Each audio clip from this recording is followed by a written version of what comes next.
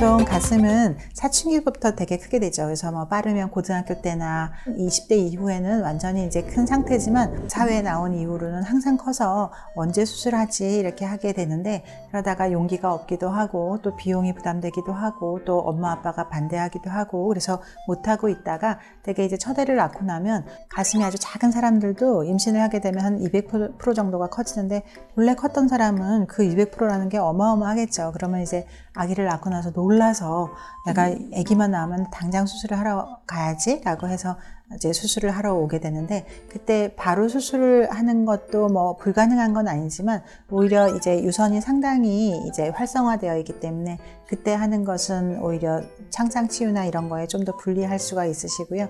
우리가 보통 수유를 중단하고 3개월, 우리가 보통 단유라고 하는 수유를 이제 마쳤다라고 하는 그런 단유를 한 후 3개월 이후에 하면 우리 조직이 상당히 안정돼 있기 때문에 이 창상치유에 악영향 없이 수술을 잘 할 수가 있습니다. 그래서 우리가 이제 너무 커서 너무 고통스러울 때는 조금 더 당길 수도 있겠지만 대개는 그 정도의 시간을 가지고 하는 게 좋고, 또 보통 엄마 아빠가 이제 미혼일 때 이 수술을 반대하는 이유 중에 하나는 그래도 이 임신하면 어차피 더 커질 텐데 그리고 나서 축소를 하면 더 낫지 않겠니? 라고 이제 생각을 하게 되는데, 내가 가슴은 커서 힘들었지만 우리 애한테 충분한 모유를 먹여야지 라고 생각할 수 있는데, 이 유선관이 너무 이렇게 늘어지게 되면 수유에 못하는 경우가 훨씬 대부분입니다. 우리 이 보고에 의하면 거의 70%까지가 실제로 이 가슴이 큰 사람에서 수유를 할 수가 없거든요. 너무 길어서. 그렇기 때문에 이 상태에서 이렇게 더 커진 상태에서 정작 수유도 못하고